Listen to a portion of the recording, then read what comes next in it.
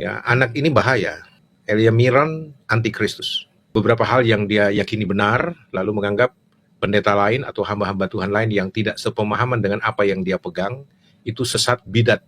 Sekolah Alkitab, dia cuma comot sana comot sini pendapat orang, dalil-dalil teologi orang, ya lalu kemudian dia bangun pemahamannya sendiri, pengertiannya sendiri.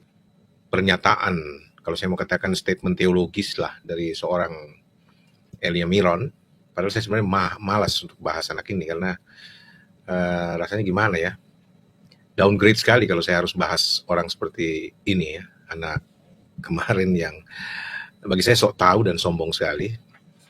Dan saudara, saya nggak usah banyak komentar tentang dia lah. Saya juga yakin saudara kalau bicara Elia Miron pasti saudara tahu sekali, kenal. Dan memang anak ini sangat populer, ya sangat terkenal di media sosial.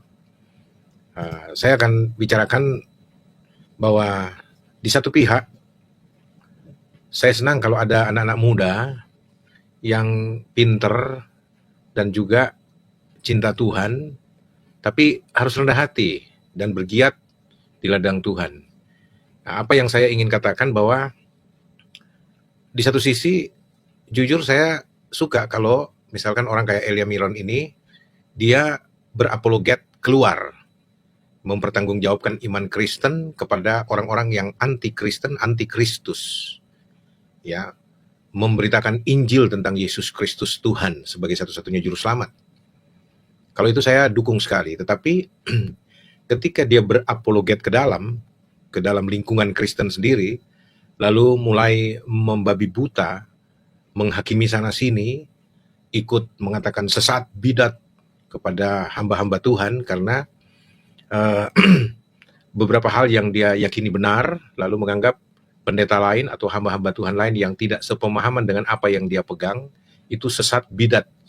Padahal yang dia pegang kita tahu betul, kalau saudara nyimak baik-baik, hanyalah semacam doktrin turun-temurun ya, dalil-dalil teologi hafalan turun-temurun yang memang dia kuat menghafal dan kemudian tanpa pengertian yang benar, dia main sampaikan saja.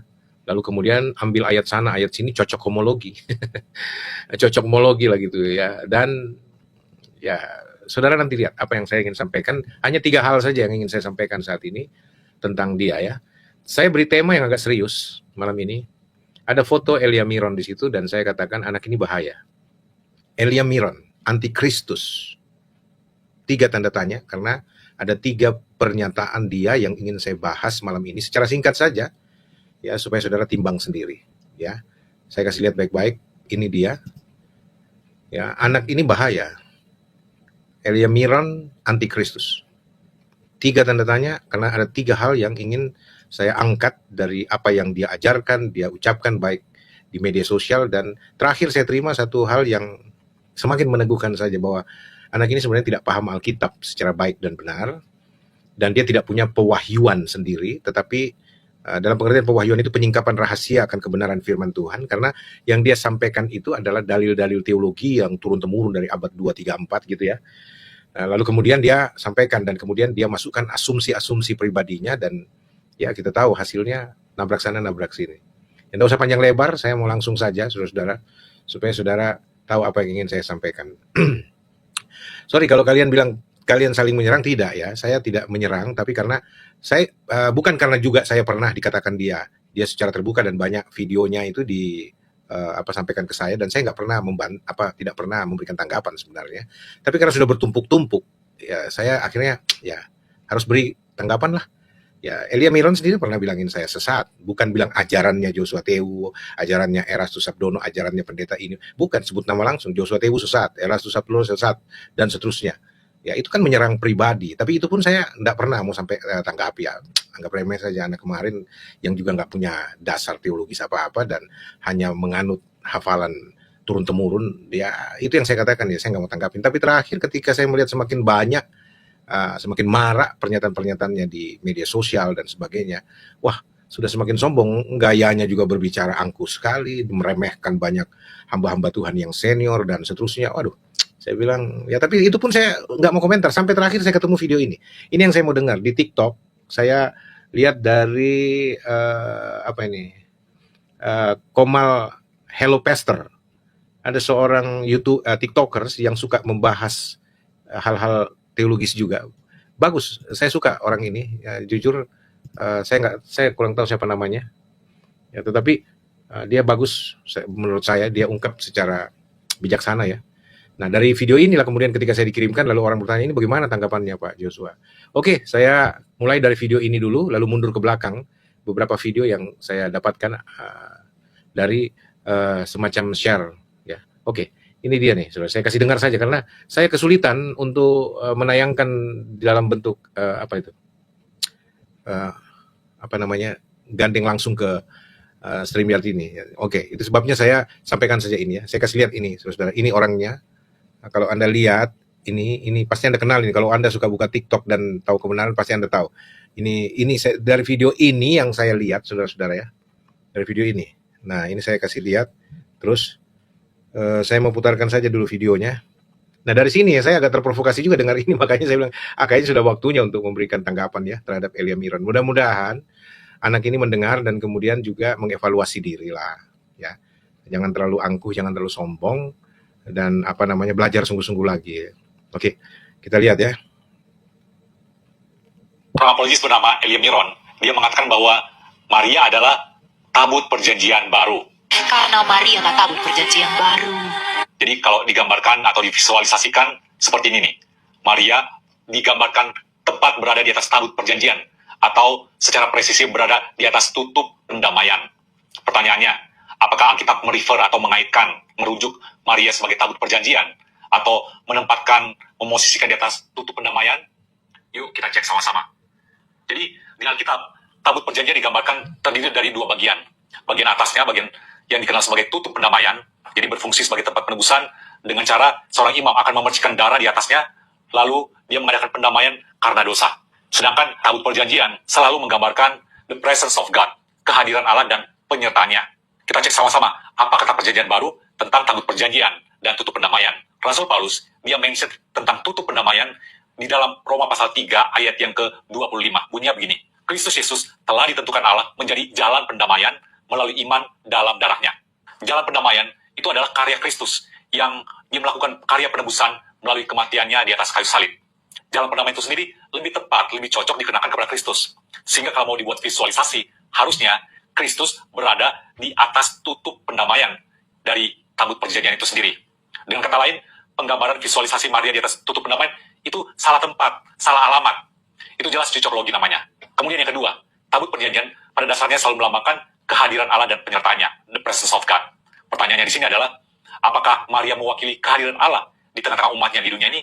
Jelas impossible. Justru kebalikannya, Maria lah yang butuh penyertaan dan kehadiran Allah. Dan itu jelas dinyatakan di dalam Injil Lukas, bagaimana Allah menyertai Maria dan dia membutuhkannya.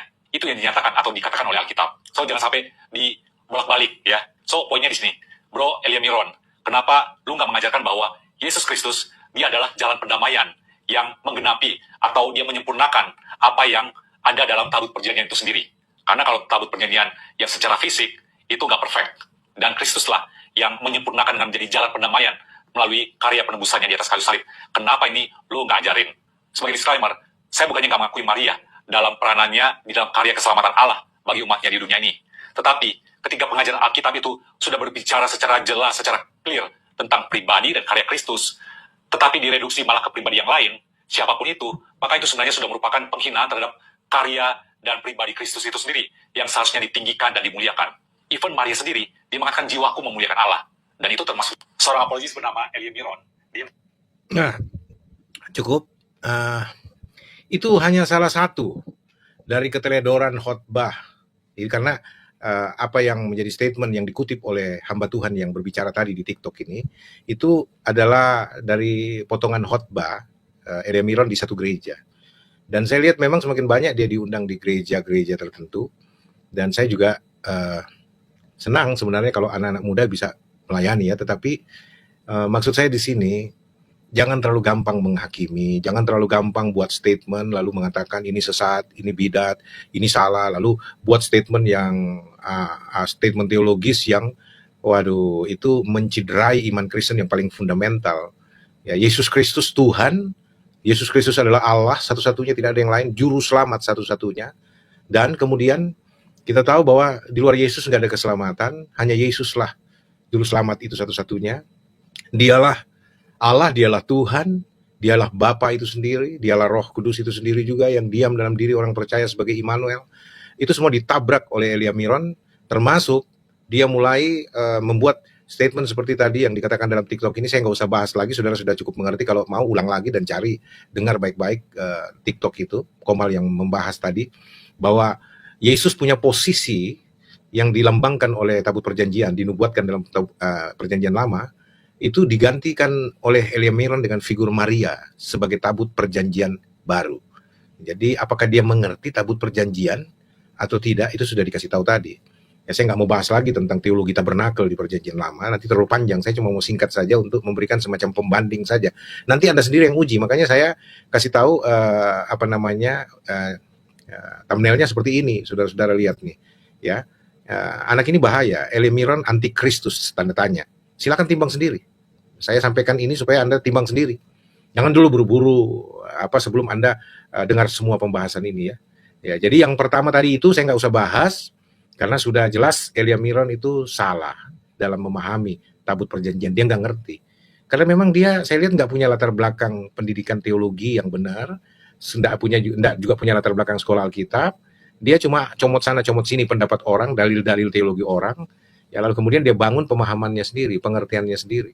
Dan dia banyak membandingkan ini itu. Bagus sih semangat belajarnya untuk membandingkan, mengkomparasi berbagai ajaran. Tetapi maksud saya jangan buru-buru, apalagi bikin statement yang sok tahu gitu loh. Jadi sombong, jadi melampaui apa yang tertulis. Alkitab bilang 1 Korintus 4 ayat 6 itu jangan melampaui yang ada tertulis. Paulus dan Apolos menjadikan diri mereka teladan, bahwa mereka walaupun punya banyak pengetahuan, mereka selalu mendasarkan pemahaman mereka pada apa yang Alkitab katakan. Nah, itu sebabnya ini mesti menjadi contoh, menjadi teladan. Paulus dan Apolos saja menjadikan diri mereka teladan. Mereka sendiri tidak melampaui apa yang tertulis. Dulu mereka begitu, tapi setelah mereka mengalami perjumpaan dengan Yesus, mereka diubah, paradigma mereka berubah. Lalu kemudian mereka jadinya kembali ke Alkitab. Jadi mereka mereverse apa yang kata Alkitab, lalu mereka sampaikan. Dan Yesus pun seperti itu. Yesus saja tidak melampaui yang ada tertulis. Ya, dalam hal ini tentu Alkitab pada waktu itu perjanjian lama ya. Iya, dicobai setan 3 kali, Yesus selalu bilang ada tertulis, ada tersurat, ya, ada tercatat. Itu fungsinya kitab suci Alkitab, menjadi ukuran. Ya, jangan yang tidak ada tertulis. Yesus selalu bilang ada tertulis, ada tertulis. Apapun dicobai, dia katakan ada tertulis, ada tertulis. Jadi Yesus memberi teladan, jangan melampaui yang ada tertulis. Maka rasul-rasul pun begitu. Mereka punya roh iman yang sama. Ya, lalu kemudian Rasul Paulus bilang jangan melampaui yang ada tertulis, jadi sombong. Makanya orang seperti Elia Miron ini jadi sombong, angkuh bukan main. Karena apa? Melampaui yang ada tertulis. Dan saya lihat banyak sekali teolog-teolog itu jadi sombong. Karena apa? Mereka membangun iman mereka bukan pada apa yang tertulis, tetapi membangun pengertiannya sendiri, kebenaran mereka sendiri. Menghasilkan dalil-dalil teologi. Nah, dalil-dalil teologi ini bahkan otoritasnya jauh lebih tinggi daripada apa yang tertulis, dari firman Tuhan yang tertulis, yang tersurat, yang skrip itu. Ya, padahal itu mestinya menjadi landasan. Nah, ini yang masalah besar, saudara-saudara. Ya, karena orang-orang seperti ini nih, seperti Elia Miron dan banyak yang lainnya juga, teolog-teolog utamanya, itu tidak lagi mendasarkan iman mereka, pemahaman mereka, doktrin mereka, ajaran mereka pada apa yang tertulis di Alkitab, apa yang tersurat. Nanti sebentar saya bahas. Tetapi kemudian membangun teologinya, membuat dalil teologi yang penuh dengan asumsi manusiawi, tapi tidak berdasarkan Alkitab. Makanya ajaran mereka adalah ajaran teologiah, bukan Alkitabiah. Ya, karena kalau teologiah, dia bebas membangun penafsirannya sendiri. Kalau toh perlu ayat-ayat Alkitab, itu dikutip-kutip hanya untuk membenarkan. Jadi ayat-ayat Alkitab atau Alkitab itu sendiri dipakai menjadi alat pembenaran terhadap teologiah yang mereka bangun gitu loh. Tapi bukan mendasarkan iman mereka kepada apa kata Alkitab, firman Tuhan itu. Gitu ya. Jadi seluruh bahasannya tentang Maria adalah tabut perjanjian baru, itu keliru bukan main. Itu melecehkan Yesus yang dinubuatkan oleh para nabi dengan pengejawantahan melalui media tabut perjanjian, di ark itu.